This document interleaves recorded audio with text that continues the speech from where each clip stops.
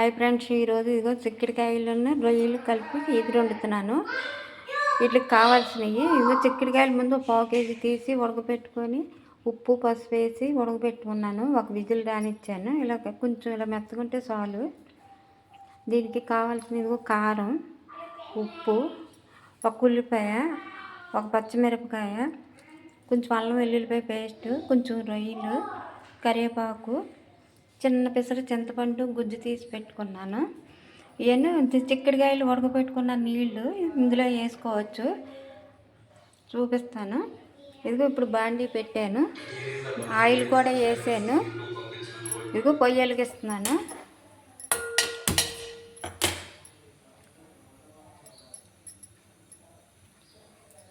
పొయ్యి వెలిగించాను.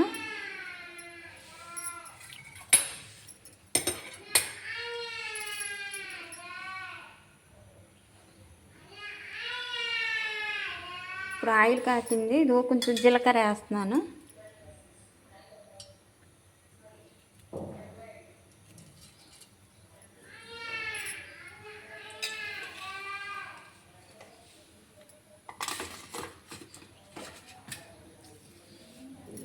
రొయ్యలు నేను ముందే కొంచెం వేపుకొని పెట్టుకొని ఉంచుకున్నాను. అంటే కొంచెం వేపి బాక్సులు వేసి ఉంచుకుంటాను. అలా తీసి ఇప్పుడు చూపిస్తున్నాను. రొయ్యలు ఇంకా పచ్చిమిరపకాయలు వేస్తున్నాను.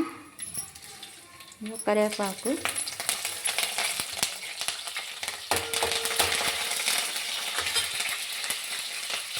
ఉల్లిపాయ. నేను ఒక ఉల్లిపాయ వేసుకున్నాను, ఎందుకంటే గ్రేవీ ఎక్కువ అక్కర్లేదు అనేసి. ఒకవేళ ఎక్కువ కావాలనుకున్న వాళ్ళు 2-3 ఉల్లిపాయలు వేసుకుంటే గ్రేవీ కింద వస్తుంది, వేసుకోవచ్చు. మాకు ఇద్దరికే కదా అనేసి అందుకే నేను తక్కువ వేసాను.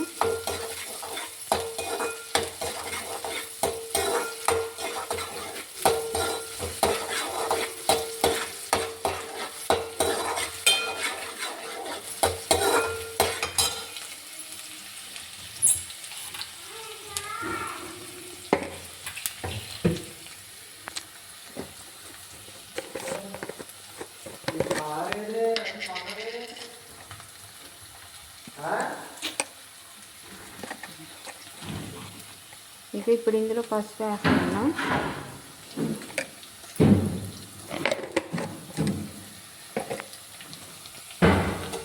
చిక్కుడుకాయల్లో కూడా కొంచెం పసుపు వేసాను. ఇప్పుడు ఇందులో కూడా వేస్తున్నాను.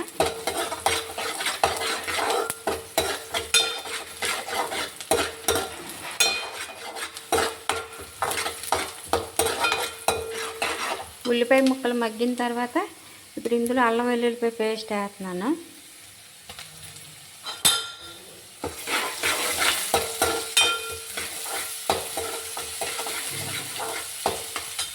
చిక్కుడుకాయల్లో కూడా ఉప్పు వేసి ఉడకపెట్టుకున్నాను కదా, అందుకని ఉప్పు కూడా కొంచెం వేస్తున్నాను. కారం,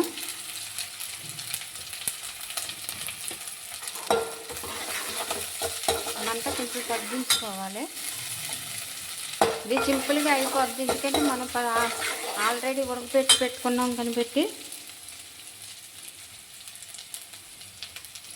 ఇగో కారం వేసాను, ఉప్పు కూడా వేస్తున్నాను. ఇందులోనూ రొయ్యలు కూడా వేస్తున్నాను.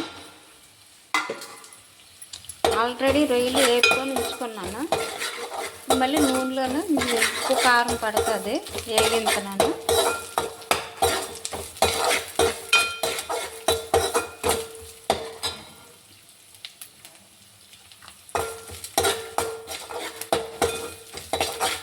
అందులో ఏ మసాలా ఏమి వేయక్కర్లేదు. చిన్న అల్లం వెల్లుల్లిపాయ పేస్ట్ వేసుకుంటే సరిపోద్ది. ఇదిగో ఇప్పుడు చిక్కుడుకాయ ముక్కలు కూడా వేస్తున్నాను.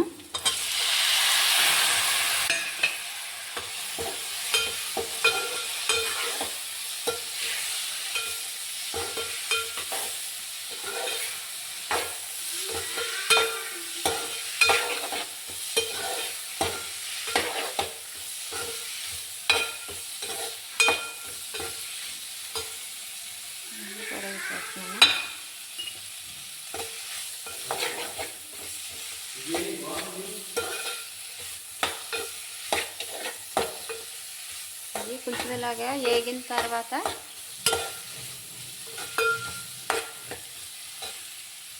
వేగిన తర్వాత ఇగో ఈ ఉడకబెట్టుకున్నది చిక్కుడుకాయలు నీళ్ళు ఉంటాయి కదా, ఆ వాటర్ వంపకుండాను ఇందులో వేసుకుంటే బాగుంటుంది. ఇందులో వేస్తున్నాను.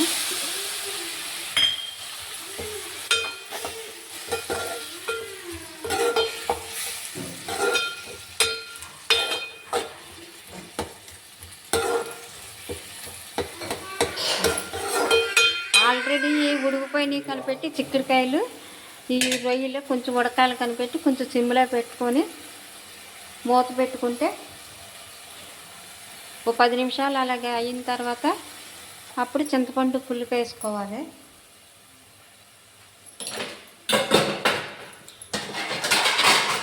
పది నిమిషాలు అయిన తర్వాత చూపిస్తాను ఫ్రెండ్స్. ఇగో 10 నిమిషాలు అయ్యింది. ఇగో మూత తీస్తున్నాను.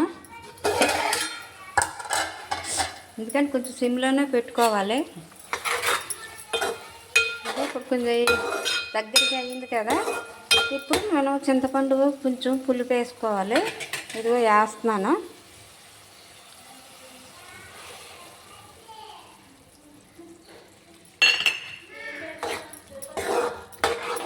కొంతమంది మామూలుగా గ్రేవీ కావాలనుకున్న వాళ్ళు ఇలాగా వేసుకోవచ్చు. లేకపోతే కొంచెం పులుసుగా ఉండాలనుకున్న వాళ్ళు కొంచెం వాటర్ వేసుకుంటే సరిపోద్ది కలుపుకుంటానికి. ఇదిగో ఇందులో నేను కొంచెం వాటర్ కూడా వేస్తాను. ఇదిగో కొంచెం వాటర్ కూడా వేస్తున్నాను. ఇందాక నీళ్ళు వేసాను కదా, ఇప్పుడు ఇవి కూడా కొంచెం వేస్తున్నాను. అంటే రొయ్యలు ఉడకాలి కదా, అందుకు. ఇప్పుడే ఉప్పు కారం అవి చూసుకొని మూత పెట్టుకొని ఒక 10 నిమిషాలు ఉంచుకొని అప్పుడు ఒకవేళ మసాలాలు వేసుకోవాలన్న వాళ్ళు వేసుకోవచ్చు. నేనంటే వేయను. అది కొత్తిమీర ఉండి వేసుకోవచ్చు. కొత్తిమీర లేదు, ఇవాళ అయిపోయింది.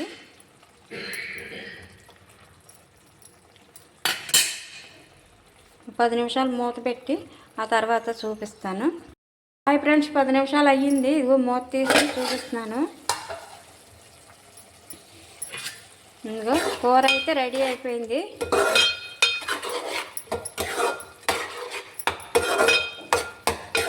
ఇది చపాతీల్లో కూడా బాగుంటుంది. ఇదిగో కూర అయితే ఇలా రెడీ అయిపోయింది. చిక్కుడుకాయలు ఎండు రొయ్యలు కూర రెడీ. మీరు ఎలా వండుతారో కామెంట్ పెట్టండి. ఓకే ఫ్రెండ్స్, మరి బాయ్. మరి ఇంకంతే, కట్టేస్తున్నాను.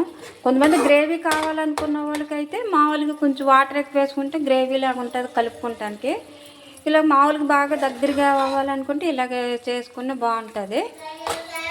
ఓకే ఫ్రెండ్స్, మరి మీరు ఎలా వండుతారో కామెంట్ పెట్టండి. బాయ్.